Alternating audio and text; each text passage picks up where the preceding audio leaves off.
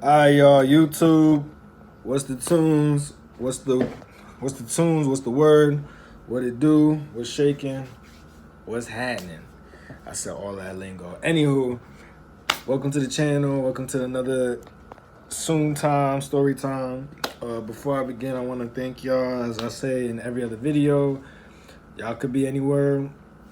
Y'all could be anywhere in the YouTube space, but you're here with me. So I want to thank y'all. Appreciate the support. Again, we getting closer and closer each day. I'ma just keep showing y'all with content, and I'm pretty much just freestyling with mad stuff. So, anywho, make sure you guys like, comment, subscribe, tell a friend, and tell a friend. Before I begin, I'm probably gonna drop 2 vids. I'm gonna bang this out, and then I'm probably gonna do a reaction video. Probably do one more of another reaction of what we've been doing the past 3 videos. It's been doing decent, so I figured let me give it one more shot before I move on to something else, but I'm gonna just do what I do. Anyway, as y'all can see in the title, right? Shout out to the lovely lady. Before I even began, now this was around before COVID. So this was like, COVID was what, 2020? So this was like around 2017, 18, right? So it's been some years, right? And so as I continue how this came about, I was working, this is when I was working retail, right? So I did have a gig, I did have a job. It was a seasonal job at that too. I was working at the mall, a local mall by where I'm from, where I stay at in Jersey. I won't disclose that because I just won't. But I was working at a mall. I was working at Forever 21. Fuck it, right? So I had this manager. I forgot her name. I don't want to disclose her name, but she was mad attractive. Brown skin, tall, curly hair. And what made it dope about her was her personality. She was mad cool, very bubbly, great energy, great vibes. So I think she was an assistant manager. She was an assistant manager at the time. So this is when I was already looking to go away to school to finish up with college, finish up with playing ball. Some things had happened which had me not leave out the state. I had to stay home and take care of some business. So anyway, I was looking for a little gig. I didn't want a job. As y'all know, I'm an entrepreneur, I'm a hustler. Figure out how to get to the bread. You know, I do what I do, right? But at the time, I needed something steady, some income to keep things afloat. So y'all already know, for all my entrepreneurs that's watching, y'all know what time. You know, there's gonna be days where it's nice, and there's gonna be days where it's very, very tight, it's very slow, and you gotta figure out ways to bring in income. So anywho, I ended up applying. I got the job. It was seasonal, so I was working from around the holiday season. So this is the perfect time. This is the time for anybody's out there for looking for gigs or jobs or anything. This is probably the perfect time to find something, because you know, a lot of these stores or these companies need people to work around the holiday season. The month is about to be over. We're 2 weeks in. We're 2 weeks close to September being over. October is coming, and then the holidays is like right there. So you got Halloween, Thanksgiving, Christmas, Hanukkah, you name it, all that stuff. So I happened to work there, like I said, for about 4 months. I started working around October, and I think I left, when did I leave? I left the first month of, I literally left January 1st of that following year. So, all right. So like I said before, I had this manager. We're gonna call her, I don't know why. We're gonna call her, nah, I don't wanna say that. What's a good name? We're gonna call her M. We're gonna initial it to M. So M happened to be, like I said, she happened to be an assistant manager. I said before, very attractive, brown skin. She's low-key kind of my type, you know what I'm saying? We're talking from an aesthetic standpoint, curly hair. I don't have a preference when it comes to, she was just nice. She was nice. Obviously, she was older. I think she might have probably been maybe late 20s, early 30s at the time. So, I definitely could have pushed up. When I was working there, no on everything. word to life on everything. I literally could have had any girl. I literally had every girl at the gig at me. But that's another story for another time. Anywho, so I remember me and her were having conversations before, and this is before BBL was super mainstream. Like, I'm sure plastic surgery and everything has always been a thing, but it wasn't that big at this time. And mind you, I said this happened about maybe 7, 8 years ago. So time has passed. So I don't remember it being super mainstream, right? With seeing every girl getting some type of BBL.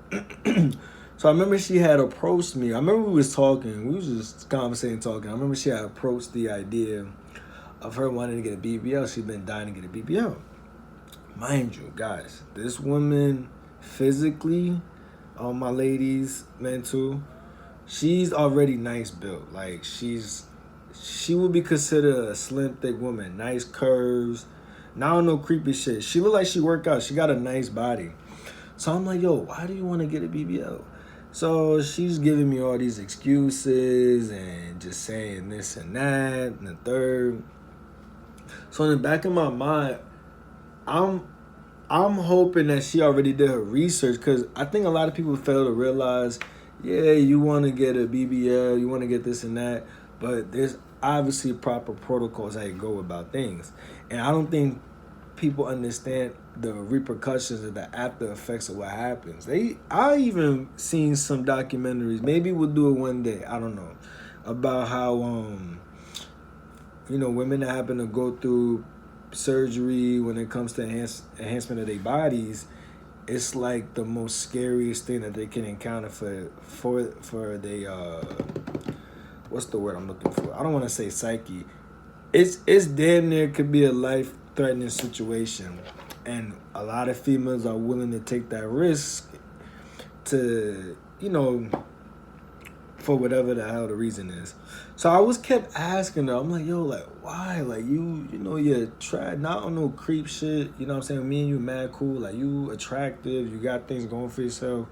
Your body is A1. And she just kept, you could tell deep down, she had insecurities.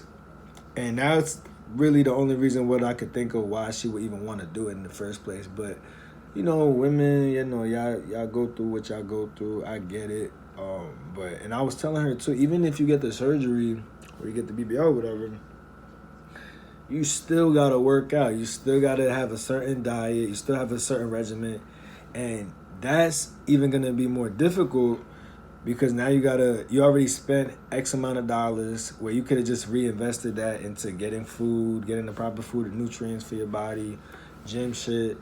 And she says she's already been doing that, but I don't know if she's kind of been influenced with other women for her to get it or whatever the hell the case may have been.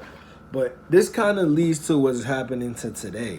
You know what I'm saying? Especially where I'm at out in the South. It's a lot of thick females, a lot of thick women. You see all shapes and sizes. It's so crazy that it's getting to a point. I mean, as a nigga, you should be able to differentiate if this chick happened to get work done or not. But some of the work looks really good. But if you've been around, you could really tell the difference is, okay, she got work done, this, that, and the third. But anywho, so I remember I kept telling her, I kept like, yo, don't get it. Invest that bread into something else. But again, this is a grown woman at the end of the day. She's going to do what she feel is best for her life, and whatever. Hopefully she didn't get it. But I don't know. I just thought about speaking about that because I'll just be seeing it all over now. I might go to a local, even the gyms too. It's to the point where you got trainers that got BBLs. Like, it's crazy. And I'm not knocking it. Do what you got to do. If that's what you feel is best for you and what you got going on, then that's so be it. But just know what come with that. Especially if you've been a John that has always gotten attention.